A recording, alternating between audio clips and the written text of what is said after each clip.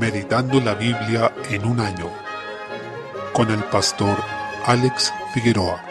Día 1, mes 8. Segunda de Crónicas, capítulo 30. Se relata que Ezequías continuó su reinado y celebró la Pascua en Jerusalén. Este sacramento del antiguo pacto había sido profundamente abandonado por el pueblo de Israel y luego por el reino de Judá una vez que se dividieron los reinos. Esto evidencia el pobre estado espiritual en el que se encontraba este pueblo, ya que esta celebración era un estatuto perpetuo para que ellos lo guardaran, recordando la redención que el Señor les otorgó cuando los sacó de la tierra de Egipto, y debía realizarse anualmente. No obstante, se menciona que desde los días de Salomón no había ocurrido una celebración de Pascua semejante a la que hubo en esta ocasión, ya que había sido claramente descuidada. Por lo mismo, Ezequías tenía ese peso por celebrar la Pascua, obedeciendo así la ley, y mandó cartas por todas las ciudades, no solo de Judá, sino también de Israel, principalmente las tribus de Efraín y Manasés. Recordemos que cuando se dividieron los reinos, en el norte quedaron las 10 tribus y en el sur quedó la tribu de Judá y de Benjamín, entendiendo que los levitas no tenían un terreno asignado para ellos. Por consiguiente, el rey Ezequías mandó exhortar a las tribus del reino del norte para que ellos también fueran a Jerusalén, a celebrar la Pascua. Ciertamente, esa era una invitación a volverse al Señor, porque el reino del norte cayó profundamente en el paganismo y la idolatría, y fue un reino tremendamente rebelde al Señor. De hecho, este reino fue el primero en caer en el exilio y en recibir el juicio de Dios. Más de un siglo después vendría el reino del sur. Desde el versículo 10, este reino del norte estuvo lleno de reyes perversos. Recordemos que después de Salomón se dividió el reino de Israel con su hijo Roboam, y en el norte quedó uno llamado Jeroboam. Desde este rey en adelante, todos los reyes fueron idólatras. Todos ellos llevaron al pueblo del norte al paganismo. En consecuencia, cuando Ezequías los convocó a la Pascua, dice que se reían y burlaban de los mensajeros del rey. Esto es tremendo y muy triste, pero hubo un remanente, algunos de ellos que respondieron y fueron a Jerusalén a celebrar la Pascua. Dice que el Señor les dio un solo corazón para cumplir el mensaje del rey y de los príncipes, conforme a la palabra de Jehová. En el versículo 12, vemos que ellos se humillaron grandemente, se alegraron además de celebrar la Pascua, pero estaban muy avergonzados por no haberse santificado previamente, y gran multitud de los que venían del norte no siguieron todas las instrucciones que el Señor dio en la ley para que celebraran la Pascua. No obstante, la celebraron de igual forma, por lo cual Ezequías debió orar al Señor para que los perdonara. Aquí vemos que el Señor también tiene misericordia cuando hay ignorancia real en el pueblo, aquella que se puede entender por algún factor. En este caso, ellos no habían recibido instrucción en mucho tiempo, y desde que se separaron los reinos, el ambiente en el que ellos habían vivido era de idolatría. No obstante, ahora habían mostrado una disposición sincera de volver al Señor, pero el resto del pueblo no los acompañaba porque ellos estaban llenos de ignorancia. Por tanto, en consideración a estos hechos, el Señor los perdonó. Dice en el versículo 20, y oyó Jehová a Ezequías y sanó al pueblo. Es decir, no los juzgó, no derramó su ira sobre ellos, y eso nos habla de un Dios misericordioso y muy compasivo. Esto evidencia cómo Ezequías se preocupó del corazón del pueblo, de que estuviera en obediencia delante del Señor, que estuviera en buen pie, espiritualmente hablando, y esa es la preocupación que debe tener un pastor. Recordemos que en el Antiguo Testamento el oficio de rey estaba ligado al de pastor de su pueblo, y eso anticipaba ciertamente el ministerio de Jesús, quien es el rey y pastor de su pueblo. Por tanto, debemos imitar esta disposición de Ezequías de ser obedientes, compasivos y diligentes en la obediencia al Señor. Capítulo 31. Se señala que, hechas todas estas cosas, el resultado fue que los de Israel, que habían estado allí, después de celebrar la Pascua, se dedicaron a combatir la idolatría con todas sus fuerzas. Y eso era algo positivo, porque el Señor les había ordenado hacer esto, destruir los altares paganos. Por tanto, se produjo un cambio en el entendimiento del pueblo. Ezequías, después de estas cosas, reorganizó el servicio de los sacerdotes y levitas, y se preocupó de que ellos fueran sostenidos. Cabe señalar que la ley estableció todo un sistema de diezmos y de ofrendas para que fueran sostenidos los levitas y sacerdotes. Ellos vivían de lo que diera el pueblo en su generosidad y en obediencia a la ley. Por esta razón, el rey se preocupó de que esto fuera obedecido, ya que, de otra manera, el templo no podría funcionar y los levitas y sacerdotes, si no eran sostenidos, deberían volver a sus campos. Por tanto, esta preocupación de Ezequías estaba directamente relacionada con que el templo siguiera funcionando y que lo que había establecido Dios en su ley siguiera estando en pie. Esto contrasta con lo que pasó en el tiempo de Nehemías, donde al final del libro se nos dice que el pueblo había decaído en su adoración, y junto con eso dejaron de sostener a los levitas y sacerdotes, por lo cual ellos debieron volver a sus campos para poder sobrevivir. Por otra parte, el apóstol Pablo en el Nuevo Testamento nos dice que tal como los que trabajaban en el templo vivían del templo, también los que predican el evangelio deben vivir del evangelio. Y eso nos enseña que en el Nuevo Pacto también debe haber una preocupación por sostener sostener el ministerio de la palabra financieramente para que pueda ser desarrollado y pueda avanzar el reino del Señor. Salmo 25. En los versículos 1 al 15 encontramos un precioso salmo, una oración de confianza en Dios. Se utiliza muchas veces la idea de confianza en el Señor. Nos da hermosas promesas, pues dice: ninguno de cuantos esperan en ti será confundido, pero serán avergonzados los que se rebelan sin causa. Aunque recibamos burlas y pasemos por muchas dificultades, persecuciones y tribulaciones, nuestra esperanza permanece firme y no será avergonzada. El salmista pide al Señor que le enseñe. Una característica esencial del discípulo es que es enseñable. Una de las marcas claras de ser impío y necio es ser sabio en la propia opinión, es decir, que alguien crea que ya sabe todo, sin ver la necesidad de buscar consejo y corrección, ni de buscar en oración la voluntad de Dios. Hay mucha gente que falsifica esto o lo cubre de piedad, asegurando que ha orado mucho por una situación, pero la palabra dice algo claro en un sentido distinto a lo que esa persona se ha propuesto. Entonces se escuda en que ha orado, como si eso anulara la palabra de Dios. Esta es una forma de ser sabio en nuestra propia opinión, pero aquí se habla de ese carácter enseñable del discípulo. Enséñame tus sendas, muéstrame, oh Jehová, tus caminos, encamíname en tu verdad. Son frases que encontramos en este salmo. Este es el mayor deseo del discípulo: hacer la voluntad de Dios, conocerla, obedecerla, verla como una realidad en su vida. Este salmo también nos muestra que todas las sendas de Jehová son misericordia y verdad para los que guardan su pacto y sus testimonios, en el versículo 10. Es decir, el Señor tiene una relación especial con quienes tiene un pacto. Esta idea se repite en el versículo 14. La comunión íntima de Jehová es con los que le temen, y a ellos hará conocer su pacto. Es decir, también es esencial aprender que el Señor se relaciona en términos de pacto y Él es fiel a lo que ha prometido en estos términos. Esta es la forma en que Él tiene comunión con el hombre, y para quienes están en su pacto es que está reservada la comunión íntima y la revelación de la voluntad del Señor, así como el perdón y la misericordia que se mencionan también en estos versículos, y que reciben únicamente los beneficiarios de ese pacto de Dios hecho en Cristo. Proverbios capítulo 20, versículo 13. Hay un fuerte llamado a la diligencia, a no amar el sueño. Si dejamos que la pereza se asiente en nuestras vidas, se volverá cada vez más profunda en nosotros, y luego vendrán sus nefastas consecuencias, entre las que se encuentra la pobreza. Esto nos llama a abrir nuestros ojos, a ser diligentes y laboriosos, para así procurar nuestro sustento de parte del Señor. Una vez que el Señor creó a Adán, lo puso en el huerto para que lo trabajara, en Génesis 2:15. En consecuencia, el trabajo es parte esencial de la misión que el Señor nos entregó en la creación, y quien se entrega a la negligencia está deshonrando al Señor que lo creó. Versículo 14. Nos habla de la integridad de nuestras relaciones comerciales. El que compra suele no mostrar mucho interés o menospreciar el producto antes de comprarlo para así lograr una rebaja de precio, pero cuando se aparta, se va contento porque logró comprar eso que quería a un menor costo. Este proverbio no establece una norma, sino que describe una realidad. Tal como lo hicieron Abraham y David, debemos procurar pagar el precio justo porque el Señor ha dicho: no hurtarás. Versículo 15. Debemos valorar lo que la Escritura valora. El mundo nos hace estimar el oro y la plata, pero la palabra de Dios nos lleva a apreciar la sabiduría, en este caso la prudencia, y nos dice cuán valiosos son los labios prudentes, que no hablan con impulsividad ni agresividad, sino que piensan lo que van a decir, y cuando hablan dicen palabras de sabiduría, con discreción y prudencia. Se dice que estos labios prudentes son una joya preciosa porque son escasos y a la vez son de la más alta valía. Procuremos que así sea nuestro hablar. Romanos capítulo 15, en los versículos 1 al 3, sigue con la línea de pensamiento ya esbozada en el capítulo 14. Concluye que nuestra actitud no debe ser la de invocar nuestros derechos, sino servirnos unos a otros y agradar a nuestro prójimo, porque eso fue lo que hizo Cristo, quien no se agradó a sí mismo, sino que se entregó por nosotros, aunque le significó humillación, vergüenza y dolor. Probablemente, estos 3 versículos debieran ser parte del capítulo 14, ya que están relacionados directamente con él, pero recordemos que la división en capítulos y versículos es muy posterior a la Biblia y no es algo inspirado. Desde el versículo 4 se señala algo fundamental: las cosas que se escribieron antes para nuestra enseñanza se escribieron, es decir, lo que se escribió en el Antiguo Testamento debemos considerarlo seriamente porque fue puesto allí para nuestra instrucción. Hoy, muchos creyentes menosprecian el Antiguo Testamento ya que no lo ven a la luz de Cristo, o simplemente porque no le ven la importancia y se quedan solo con lo dicho en el Nuevo Testamento. Queda claro que esa actitud va contra lo enseñado en la misma Escritura. Por otra parte, se nos da un ejemplo de oración y se llama a Dios con un título muy especial: el Dios de la paciencia y de la consolación, en el versículo 5. Pablo pide que tengamos un mismo sentir, que seamos unánimes, y eso es lo que debemos buscar como iglesia, más que invocar nuestros derechos o juzgar a otros, en asuntos donde la Escritura no manda ni ordena con claridad. Desde el versículo 7 se dice que Cristo fue hecho siervo de la circuncisión para confirmar la promesa hecha a los padres, Abraham, Isaac y Jacob, a quienes se les dio el pacto de circuncisión, más precisamente a Abraham en Génesis 17, ratificado luego con Isaac y Jacob. Esto también se enseña en Colosenses 2:11, donde dice que fuimos circuncidados en la circuncisión de Cristo. Debemos recordar que la circuncisión tenía 2 fines principalmente. Primero, distinguir a los hijos de Abraham, para que a través de ellos viniera la simiente en quien serían benditas todas las naciones de la tierra. Entonces tenía que ser ser una descendencia que se distinguiera de las otras naciones. En segundo lugar, la circuncisión era una señal física que sujetaba a los circuncidados a la ley, como dice Gálatas 5:3. Entonces, Cristo era hijo de Abraham en el sentido de que era descendiente sanguíneo, y además se sujetó a la ley. Él obedeció toda la ley en nuestro lugar, cumpliendo así el propósito de su circuncisión. Además, pagó el precio de nuestra desobediencia a la ley. Por tanto, Cristo, a través de la circuncisión, nos identificó con Él para que su obediencia a la ley fuera contada como nuestra. Además, nos identificó en su muerte para que el pago que Él hizo fuera contado como nuestro, como si nosotros hubiéramos pagado la deuda. Esto implica que ya no hay distinción. Una vez que se cumple esta circuncisión de Cristo, ya no tiene sentido seguir manteniendo este sacramento del antiguo pacto, esa distinción física que separaba a los judíos de los gentiles. Por eso, el apóstol sostiene que los gentiles fueron llamados a la salvación y proporciona una serie de citas del Antiguo Testamento, de libros como Segunda de Samuel, Salmos, Deuteronomio e Isaías, donde nos habla que los gentiles estaban llamados desde antes. Estaba anunciado que nosotros, los gentiles, vendríamos a la salvación y que se abriría esta puerta que antes estaba cerrada a la conversión masiva, ya que podían entrar algunos que se convirtieran, pero más bien era una excepción. Ahora en el nuevo pacto, el Señor ha llamado a gente de toda tribu, pueblo, lengua y nación, para que no solo algunos, sino multitudes completas sean salvas por medio de la fe en el Evangelio. El apóstol Pablo pide a Dios, a quien llama acá el Dios de esperanza, que seamos llenos de gozo y paz en el creer, que entendamos que debemos ser una ofrenda agradable al Señor, santificada por el Espíritu Santo. Aquí les está escribiendo de muchos temas, pero el objetivo del apóstol fue presentar a los gentiles a Dios como una ofrenda, porque Pablo fue mandado por Dios a predicar a los no judíos. Ese fue su ministerio principal. Y aprendemos de todo esto que la actitud de Pablo debe ser imitada. Él dice, todo lo he llenado del Evangelio de Cristo, en el versículo 19. Esa debe ser también nuestra actitud y nuestra meta, que llenemos todo con las buenas noticias de la salvación en Jesús y del conocimiento de Dios.